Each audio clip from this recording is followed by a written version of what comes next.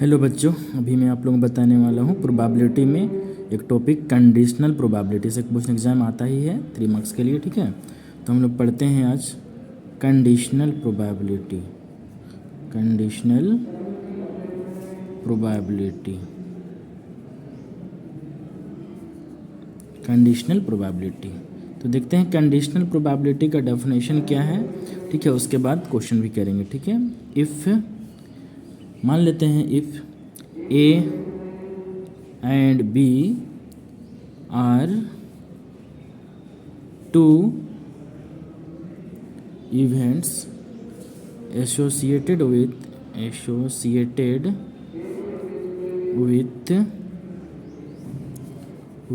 the same क्या random experiment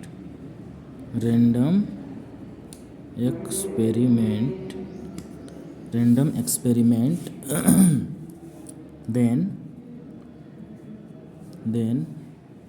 the probability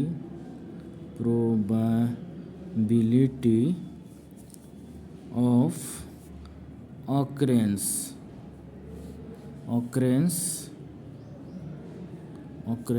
of A under the condition B has already occurred। ठीक है, and probability of B is not equal to 0 is called conditional probability and it is denoted by probability of A under B। that is probability of A under B को define किया जाएगा तो किस तरह से होगा, probability of A intersection B divide by probability of क्या होगा, B होगा। यहाँ डेफिनेशन समझिए, दो इवेंट आपको इस तरह से रहेगा दिया हुआ, उसको क्या क्या बोलते हैं मान लेना है। या तो दो इवेंट इस तरह से दिया हुआ रहेगा A और B, 2 इवेंट्स दिया हुआ है। तो क्या रहेगा इसमें कि probability of occurrence of A हमको निकालना है, प्रोबेबिलिटी ऑफ ऑकरेंस A निकालना है कब, जब B हमको दिया हुआ रहेगा। B क्या रहेगा, दिया हुआ, मतलब बढ़िया से समझना है। B हमको क्या करना है, दिया हुआ रहेगा और A निकालना है, इसलिए इसको पढ़ते हैं the probability of occurrence A under the condition B, मतलब B दिया हुआ है तब A निकालना है। ठीक है, और इसमें B का वैल्यू होगा प्रोबेबिलिटी 0 बराबर नहीं होगा, तो इस तरह का प्रोबेबिलिटी को बोलते हैं हम लोग कंडीशनल प्रोबेबिलिटी बोला जाता है। और इसका फॉर्मूला होता है P probability of A under B, वैसे पढ़ा जाता है, इक्वल टू क्या होगा, probability of A intersection B divide by probability of B।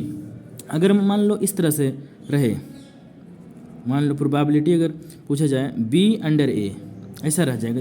इसका मतलब क्या हुआ कि B निकालना है, A दिया होगा, ऐसा रहता, तब इस केस में क्या होगा, probability of A intersection B, ऊपर तो वही होगा और नीचे क्या हो जाएगा, प्रोबेबिलिटी ऑफ A होगा।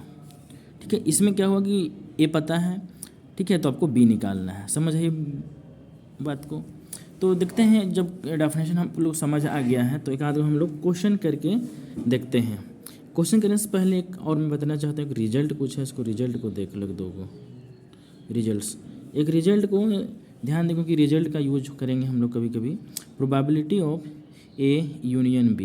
तो इसका निकालने का फॉर्मूला होता है probability of A plus probability of B minus probability of A intersection, probability of क्या, A इंटरसेक्शन B है ना, probability of A intersection B। दूसरा प्रोबेबिलिटी ऑफ, अगर हमको निकालना है A note under B, A note under का निकालना है B, मतलब A नोट मतलब ए नोट नहीं निकालना है ना, ए नोट अंडर बी, इस तरह से चीज़ रहेगा। तो क्या होगा 1 minus probability of A under क्या हो जाएगा बी, इस तरह से। ठीक है, तो कंडीशन को याद रखिएगा, आपको क्वेश्चन बनाने में हेल्प होगा। तो एक हम लोग क्वेश्चन को सॉल्व करेंगे। लिखते हैं question, if probability of A equal to 6/11, फिर दिया हुआ है प्रोबेबिलिटी ऑफ बी बराबर दिया हुआ है 5/11 एंड प्रोबेबिलिटी ऑफ दिया हुआ है ए यूनियन बी बराबर 7/11 दिया हुआ, 7/11 दिया हुआ। तो आपको फाइंड क्या करना है, फाइंड पहला नंबर करना है probability of A intersection B निकालना है। सेकंड निकालना है आपको क्या, probability of A under B मतलब कंडीशनल प्रोबेबिलिटी। और सी में निकालना है probability of B under A निकालना है। और एक डी में निकालना है probability of A not under B, ऐसा निकालना है हमको।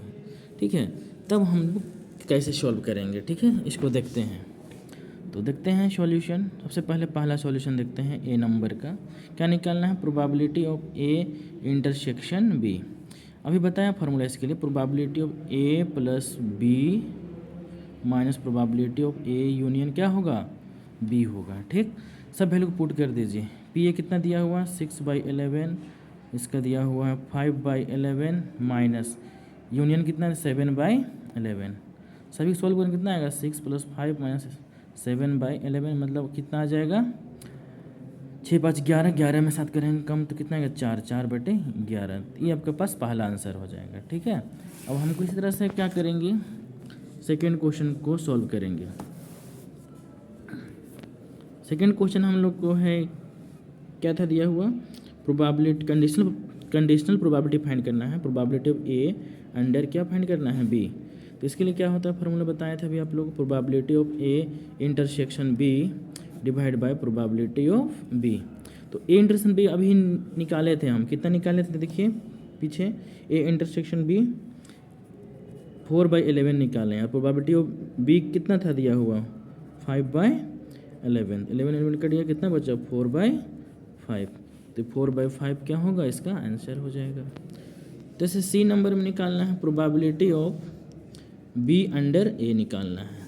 तो इसलिए फार्मूला क्या होगा, probability of A intersection B divide by probability of A होगा। फिर देखो ए इंटरसेक्शन बी अभी निकाले थे हम लोग कितना 4/11 और प्रोबेबिलिटी ऑफ ए कितना हम लोग को है दिया हुआ 6/11। तो देखो 11 में कट गया तो कितना बच रहा है 4/6 बच रहा है, तो आंसर हो गया।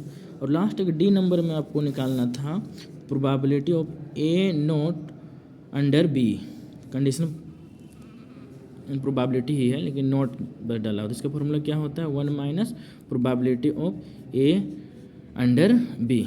तो 1 - probability of A under B कितना निकाले हम लोग 4/5 निकाले हैं। देखो ऊपर में निकाले हैं ना 4/5, इसमें इसको क्या करो घटा दो 1 से, तो 5 - 4/5 मतलब 1 कितना आ जाएगा 1/5 आ जाएगा।